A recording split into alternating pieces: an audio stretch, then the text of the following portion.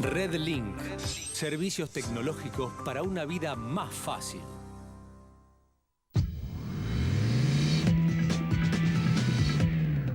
Bien, seguimos en Mercado por Expertos y es momento de presentar a la City por Dentro TV. Hoy, mercados. ¿Qué pasa con el dólar? ¿Qué pasa con las tasas? ¿Qué pasa con la inflación? ¿Qué pasa con las importaciones? ¿Con las exportaciones? Todo esto es cúmulo de dudas, de preguntas que diariamente tienen que ver dentro del contexto de la City nuestra y que en definitiva la vamos a empezar a analizar junto con alguien avisado, conocedor, con experiencia, que tiene que ver justamente con el mercado. Un analista económico a quien lo conocemos hace mucho rato, es un amigo aparte de la casa, el contador Gustavo Quintana. Luego de la pausa venimos con el contador Gustavo Quintana para hablar de todos estos temas que tanto hacen a la economía y al momento del país.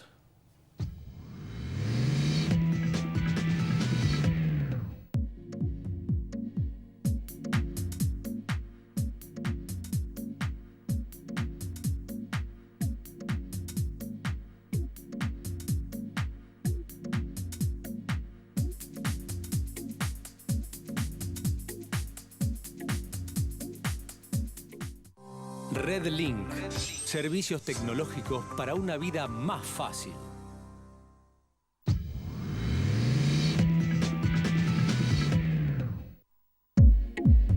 Bueno, como decíamos, la City por Dentro TV, junto con un amigo y un analista económico del mercado, avisado analista de mercado, el contador Gustavo Quintana, a quien le damos las gracias por aceptar la invitación.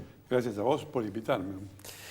Gus, a ver, cerró noviembre, el dólar bajó el 1,6% respecto al mes pasado, no llega al 10% la suba anual, las tasas están entre el 29 y el 30% que vuelan, la inflación supera largamente lo previsto.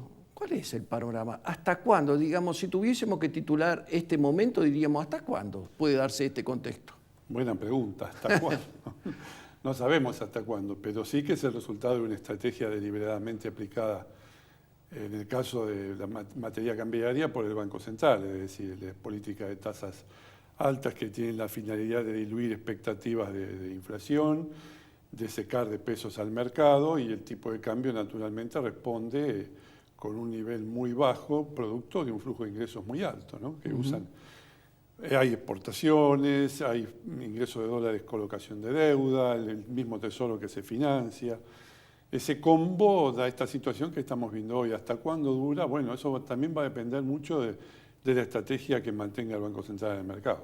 ¿Los exportadores hoy por hoy están liquidando como normalmente lo hacen? Están liquidando, sí. Están, digamos, el nivel de ingreso de exportación está un poquito por debajo del año anterior. Pero no hay que olvidarse que Argentina tuvo un problema, digamos, un factor climático que influyó muchísimo, es decir, las inundaciones, que han dejado una importante zona núcleo fuera de la explotación, y eso ha caído el rinde, bueno, ha habido menos exportación, el precio también ha bajado un poco, o sea, está dentro de lo previsible de acuerdo con esas circunstancias. Están vendiendo, sí. ¿A la cosecha gruesa cuándo es? La gruesa empieza a partir de marzo del año que viene. Ajá. O sea que ahora fina, que es trigo. Que es importante. ¿Esta cuándo empieza? Es importante. Fines de noviembre, principio de diciembre. O sea que ya está al caer. Se acentúa más finales de diciembre, principio de enero. Bárbaro. Digamos, esto tiene que ver un poco a esta pregunta. El diciembre normalmente es un mes complicado, en este sentido. Es un mes que demanda mucho dinero, porque, digamos, las empresas tienen que hacerse de peso para pago de aguinaldo, bonus, impuestos, lo que sea. Pero hay una demanda adicional a lo que normalmente se produce. Si a esto se le agrega que van a entrar exportaciones superiores a las que se están produciendo actualmente, más un banco central que necesita también de peso y tiene que vender muchas veces dólares o a través de emisiones o lo que sea, el panorama es complicado. ¿Vos lo ves así diciembre o tenés otra visión? Yo diciembre siempre, por lo menos hasta ahora, no he notado que hay una estacionalidad muy definida en la primera quincena, producto de lo que vos señalás recién, necesidad de ingreso de fondos para hacerse pesos, para sufragar gastos, digamos, están los sueldos, aguinaldos, gratificaciones, anticipo de vacaciones. Y una segunda instancia de diciembre que siempre para mí muestra una especie de reversión de ese flujo en el mercado cambiario, producto del cierre de posiciones de muchos inversores que rearman su posición en dólares después de un año de muy buenos rendimientos en pesos. Probablemente se repita este año, vamos a verlo. También va a depender de la necesidad de peso del Tesoro, pero a mí me da la sensación de que hay siempre dos periodos muy definidos en diciembre. Un primer tramo de un mercado muy vendedor, muy necesitado de pesos, y un segundo tramo donde ya la tendencia del dólar generalmente cambia. Digamos, vos sos, digamos, a ver, puesto en este contexto, puede ser que la segunda quincena sea demandante de dólares. De hecho, el turismo sigue creciendo. Por lo tanto, mucha gente, Brasil es una plaza muy tentadora para los argentinos, cada vez crece más, Uruguay, Chile, y Estados Unidos, Europa, o sea, cada vez el turismo es mayor. Con lo cual, mucha gente, como bien vos decís, va a hacerse de dólares. Amén de aquellos que, de alguna manera, dejen de apostar a la tasa y quieran cerrar y pasar el fin de mes, por lo menos tranquilo, y después vemos qué es lo que pasa. Claro, por eso digo, diciembre para muchos inversores marca el fin de un ciclo, digamos, sí, donde rearman su posición en dólares y después en enero se verá. Ahora, vos sabés que yo pensaba los otros días, si hubiese un Martín Fierro a las inversiones, las LEVAC ganarían el oro o el platino, el que sea. El máximo galardón se lo tendrían que dar a las LEVAC, porque fue un 2017 espectacular para las LEVAC. ¿El 2018 pensás que sigue siendo tan tentador? Buena pregunta. Digamos, con los parámetros objetivos que tenemos hoy, yo diría que sí. Ajá. Ahora, hay ciertos indicios, o por lo menos ciertos trascendidos, que indicarían un cambio, un viraje en la estrategia del Tesoro para financiarse a partir de 2018. En el sentido de acudir más al mercado en pesos domésticos que a fondearse en el exterior con dólares. Eso seguramente le quitaría gran parte de la oferta al mercado y probablemente veamos una corrección de precio. De todos modos, está sujeto a que ocurra ese evento, porque el Estado, el Tesoro Nacional, es un factor muy importante en el desarrollo de sus operaciones y un responsable muy grande de lo que pasa en el mercado cambiario, aún sin intervenir en forma directa. Es decir, con esas operaciones del Tesoro de financiarse, de estimular las colocaciones de deuda en el exterior de provincias, incluso de empresas, aprovechando el nivel de tasa internacional que hay en este momento, eso favorece un flujo positivo de dólares y el tipo de cambio se deprime. Y la demanda que vos señalás incluso no alcanza todavía para compensar eso. Lo estamos viendo estos días. Es decir, con un gran volumen de operaciones en los últimos días, el mercado no logra repuntar. Es decir, que hay ingresos muy fuertes. Sí. De alguna manera, entonces, el Banco Central avala, por su propia política, un tipo de cambio deprimido. Yo no diría un tipo de cambio deprimido. Sí, digamos, en los hechos, por supuesto, lo está avalando, pero, digamos, la política que yo veo del central es de actuar sobre la tasa de interés para, digamos, acomodar expectativa de inflación y no intervenir directamente en el mercado cambiario, al contrario de lo que pasaba en otras épocas. Es decir, el central deja flotar libremente el dólar y el precio que tiene el dólar en este mercado es la resultante de ese flujo de ingresos que hay. Obviamente que implícitamente el central lo avala, pero no porque tenga especial interés en deprimir el tipo de cambio, aunque eso en algún momento le ayuda para que el índice de precios no suba más todavía. Es decir, hay muchos precios de la economía que están referidos al tipo de cambio y evidentemente un salto en la cotización del dólar impactaría en el nivel de normalmente precio. Acá el empresario, cuando el tipo de cambio sube, acomoda los precios para arriba. Cuando el tipo de cambio baja o se deprime, como pasa estos últimos meses, difícilmente los acomoden hacia abajo. Sí, pero yo creo que ahí hay factores monetarios que inciden. Es decir, la masa de dinero que hay en circulación sigue siendo muy grande. La emisión de LEVAC que tiene el Banco Central para financiar el Tesoro y absorber los pesos resultantes de la compra de dólares que hace por las colocaciones del Tesoro son muy, muy grandes. Entonces, evidentemente, si asumimos que la inflación es un fenómeno monetario, al no disminuir, digamos, la base monetaria, el dinero que hay en circulación, los precios, independientemente de lo que pueda valer el dólar, no van a bajar. No van a bajar. Ayer leía un informe de Brasil de uno de los economistas jefes del Itaú Unibanco, que hablaba de el tipo de cambio argentino haciendo referencia en una rueda de prensa con el tipo de cambio de Argentina y lo situaba que tendría que estar en estos momentos, de acuerdo a la equivalencia que le hacía, en 21,87. Eso da un 24% que tendría que subir el dólar para estar, digamos, dentro de la línea estimada.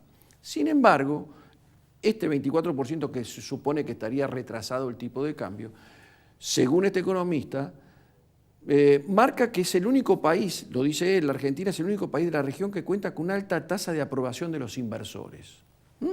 Por eso el destino elegido para los planes de negocio. Yo me quedo ahí, después te voy a preguntar algo más. Te voy a preguntar, esto es una nota. La segunda tiene que ver algo más personal en este sentido. El fin de semana tuve oportunidad de estar hablando con un fabricante de muebles y él me decía, la inflación sigue alta, mira, lo había notado, la balanza comercial negativa, el déficit fiscal en aumento, hay aumento de tarifas, cierran la fábrica, y podríamos seguir enumerando un montón de cosas más. Sin embargo, con lo que dice este hombre, del economista del Banco Itaú, Unibanco, y con lo que me contaba alguien que vive en la Argentina, con panoramas de alguna manera no tan claros, sin embargo son optimistas. O ven optimismo de acá adelante. Entonces la pregunta pasa, ¿en qué se fundamenta uno? A veces los optimismos o el pesimismo no tiene fundamentos, es algo natural de cada uno, pero si lo tuviese que fundamentar, ¿en qué te agarraría para eso? Bueno, en primer lugar hay un cambio de ciclo que genera cierta expectativa positiva porque cambian además las formas de hacer política en Argentina. Se insinúa un respeto mayor a la institucionalidad, digamos, y al respeto por las instituciones, a los procesos de decisión. Eso genera, digamos, acerca a Argentina, empieza a acercar, a aproximarla al funcionamiento de los países más serios, más organizados. Después la evaluación de la situación depende de cada sector, digamos, la evolución de la economía argentina del 2015 para acá ha sido despareja, es evidente que ha sido despareja, es decir, hay sectores que están mejor, hay sectores que están peor, producto de un proceso de ajuste que todavía no termina porque es muy gradual, muy lento. Los inversores del exterior lo ven con optimismo, imagino yo, primero por el nivel de tasa, que el nivel de tasa en dólares no debe haber en el mundo, un nivel de retorno en dólares tan alto como el tiene Argentina, agregando el hecho de ese respeto institucional que asegura el repago de esas colocaciones. Y eso achica el riesgo, digamos, de la inversión en Argentina y aumenta el optimismo de los inversores del exterior. Y seguramente en el plano local, digamos, la expectativa y el optimismo debe estar cifrado en que esta es la base para un despegue posterior. No, digamos, no nos fijamos tanto en la actualidad, sino en lo que potencialmente puede llegar a suceder más adelante. Personalmente, digamos, este tipo de tasa de interés alto, ¿sirve para bajar la inflación?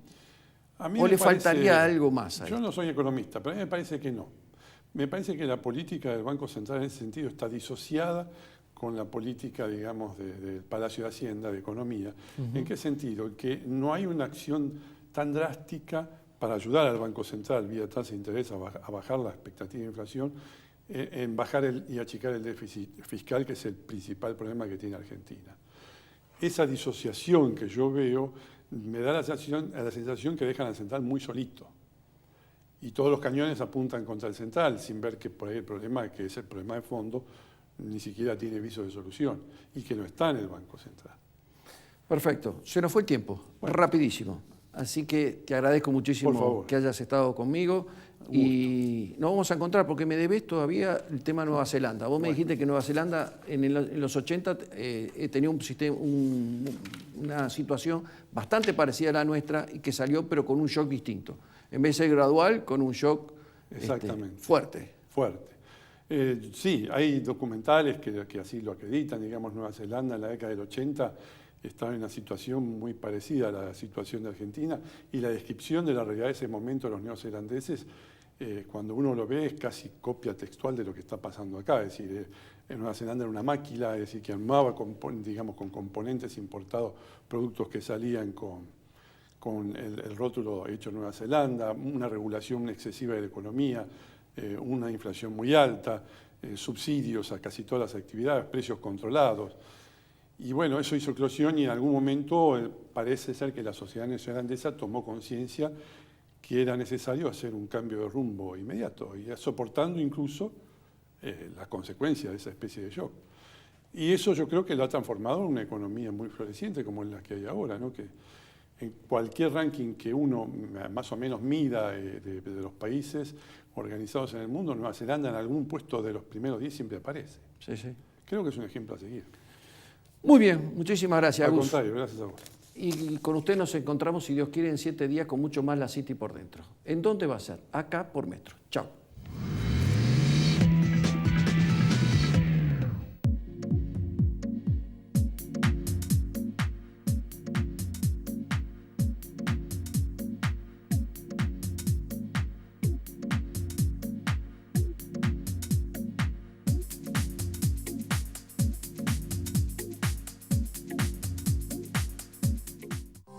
Redlink. Servicios tecnológicos para una vida más fácil.